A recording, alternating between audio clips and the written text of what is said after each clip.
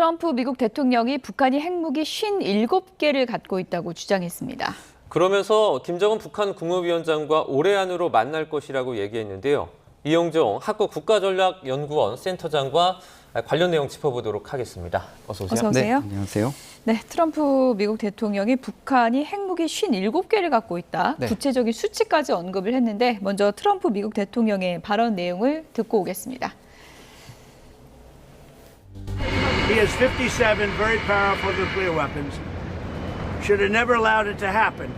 They should have never allowed it. If I were president, I wouldn't have allowed it. But he's got them. And I know Kim Jong-un very well, and he's going to be fine. As long as we have a smart president, he's going to be fine. 네. 57개, 네. 뭐 50여 개도 아니고 57개라는 건 뭐 정보를 뭐 근거를 갖고 얘기하는 것 같은데 어떻게 봐야 됩니까? 일단 미국 대통령으로서 북한 핵에 베일에 쌓여 있는 북한에게 구체적인 숫자를 언급함으로써 좀 정보력을 과시하는 측면이 하나 있죠. 또 하나는 명분보다는 이제 트럼프 대통령이 실리를 취하는 이런 스타일인데 네. 그런 핵에 대한 어떤 그 뭐 무기고에 얼마의 핵이 있다 이런 부분보다는 현실적으로 이걸 어떻게 넘어설 수 있을 것인가 이런 부분을 좀 던진 측면도 있는 것 같습니다. 그리고 사실은 트럼프 대통령이 이 핵의 본질에 대해서 너무 잘 알고 있는 것 같아요. 예. 조금 전에도 얘기하지만 그렇게 돼서는 안 됐어야 된다. 북한이 핵을 갖게 놔둬서는 안 됐어야 된다면서 전임 대통령들의 비핵화 정책, 북한 대북 정책을 비판하면서 이제 어쩔 수 없이 갖게 된 다음에는 태도가 이제 완전히 바뀌는 거죠. 이제는 김정은과 내가 잘 지내야만 그걸 관리할 수 있다. 예. 이런 핵을 가진 사실상의 핵 보유국을 어떻게 다뤄야 되는지 이런 부분을 이제 알고 있으니까 김정은을 잘 달래려면 협상장으로 유인을 해야 되니까 핵에 대해서도 숫자까지 언급하면서 인정을 해주고 또 거기에다 덧붙여서 한미연합훈련 축소라든가 이런 실질적인 카드까지 던져서 뭔가 좀 김정은의 마음을 움직이려 하는 것 같습니다. 저희가 앞서 속보로도 전해드리긴 했는데 그런데 그 국방회의 중에 안규백 장관이 네. 지금 뭐 파악된 바로는 북한의 핵무기가 한 80에서 120개다 이렇게 네. 좀 언급을 했었거든요. 그러니까 트럼프 대통령의 발언과 좀 차이가 있는 것 같아요. 그렇습니다. 우리 정부, 한국 정부도 사실 뭐 독자적으로 우리가 판단한 건 아니고요. 이게 한미연합 정보에 의해 가지고 그동안 판단이 되어 온 거거든요. 근데 숫자 차이가 커요. 네, 과거에 예. 이제 50개 정도에서 90개 정도로 한동안 굳어 있다가 예. 이제 좀 보수적으로 보는 입장에서는 뭐 그 정도였는데 100개가 넘는다는 주장도 있었죠. 그런데 트럼프 대통령은 아마 그런 정보 판단 숫자 중에서 가장 보수적인 숫자, 정말 있는 걸로 확인된 숫자 이거를 57개라고 찍은 것 같고요. 안규백 장관이 그렇다고 해가지고 트럼프 대통령이 57개라 그런다고 갑자기 한미 그동안의 정보 판단을 낮출 수는 없잖아요. 예. 그러니까 기존의 판단을 아마 국회에다가 보고하는 이런 형태를 취한 것 같습니다.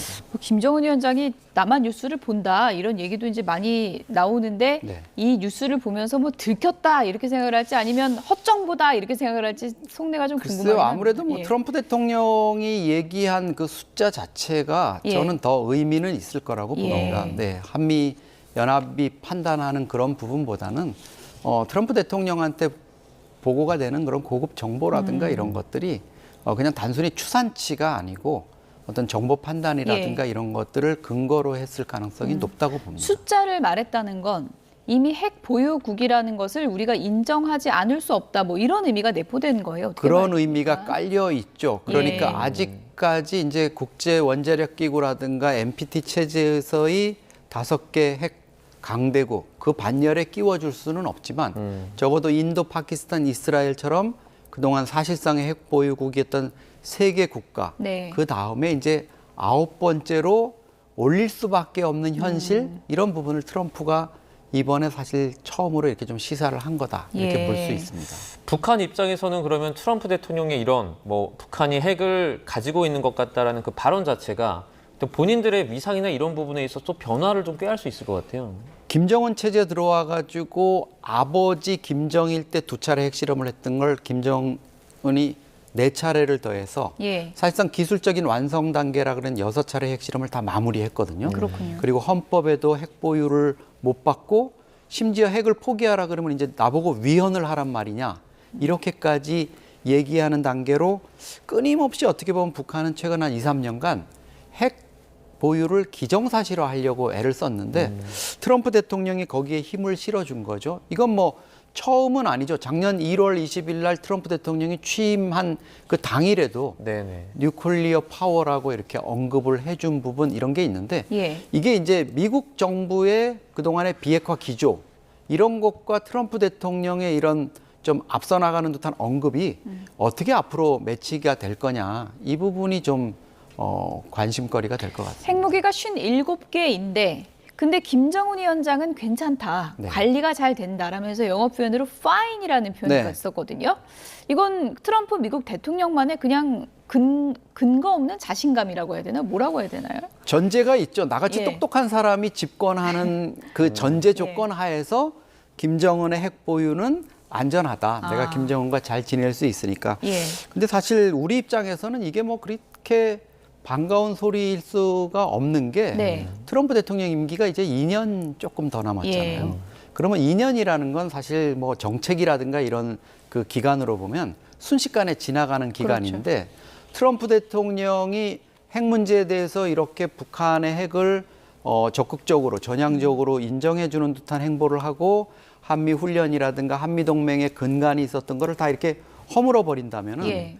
트럼프 대통령은 그렇게 즐기고 예. 과시하고 나가면 되지만 그 뒤에 뒷감당은 한국 정부뿐만 아니라 그럼 미 국방부나 미 국무부는 앞으로 대북 정책을 어떻게 가져갈 거냐. 트럼프 시기 때 거를 회귀시킬 수는 있겠지만 예. 그것도 일정한 한계가 있을 거 아닙니까?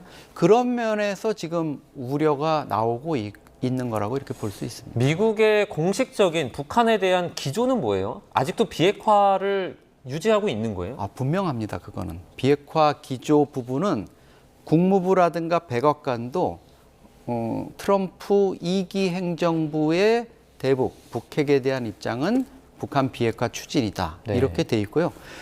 지난 5월 중순에 베이징에서 열렸던 미중 정상회담에서도 나중에 미국 측의 팩트시트 나온 거 보면 한반도 비핵화가 아니라 북한 비핵화에 대해서 시진핑과 트럼프가 공동의 인식을 가지고 있다 이런 점을 분명히 했거든요. 그랬군요. 그러니까 트럼프 대통령도 북한 비핵화에 대해서는 분명히 인정을 하고 또 핵클럽이라고 불리는 강대국들 사이에서도 예. 절대로 인정 안 된다 이런 게 있지만 트럼프의 지금 대북 정책이라든가 이런 차원에서는 예. 충분히 북한 핵 부분을 언급을 하고 또 전향적으로 인정할 것처럼 이렇게 유인을 하고 있다. 이렇게 볼 수가 있습니다. 핵무기 57개라고 그러면서 비핵화는 또 어떻게 하겠다는 건지 좀 모순적인 면도 네. 있는 것 같긴 한데요. 어쨌든 연내에 만날 것이다. 트럼프 미국 대통령, 임기 2년 남은 트럼프 미국 대통령이 바라는 건 그 모습을 연출하는 부분이 아닐까 싶은데요. 그렇죠. 어떤 구상을 하고 있는 걸까요? 일단 이란에 대해서 흥미를 잃었고 이란에서 예. 많은 실점을 했기 때문에 예. 북한 문제, 김정은을 다시 보자. 이거 잘하면 흥행이 되겠다. 트럼프는 10년 넘게 자기 이름으로 TV 쇼를 한 사람이잖아요. 예. 그러니까 어떤 손님을 모시고 어떤 주제를 이 시점에 해야 흥행이 가장 잘 되고 시청률이 오르는지 정확히 알고 있거든요. 이란의 시청률이 떨어졌다는 거군요. 그럼요. 그거는 시청률을 떨어지는 정도가 아니라 완전히 폭망한 수준이기 예. 때문에 11월 3일 중간 선거를 겨냥한 뭔가 이벤트를 만들어야 됩니다. 그러다 보니까 김정은을 어떤 식으로든지 일기 때 3번 본인이 만났던 그 상태로 다시 회담장에 끌어내는 그게 급선무가 되고 있죠, 지금. 에이펙 전후에 만날 수 있다라는 그런 얘기가 나왔는데 지금 언급해 주신 것처럼 사실 중간선거는 11월 3일이잖아요. 그러니까 더 흥행을 하려면 사실 중간선거 전에 만나야 되는 거 아닙니까? 당연한 말씀입니다. 그러니까 11월 18, 19일 날 열리는 에이펙 얘기를 많이 하고 뭐 월스트리트 저널도 그 얘기를 하고 있는데요. 예. 그거는 시점도 맞지 않지만 성사 가능성이라는 측면에서도 또 김정은의 어떤 호응을 이끌어낸다는 측면에서도 맞지가 않습니다.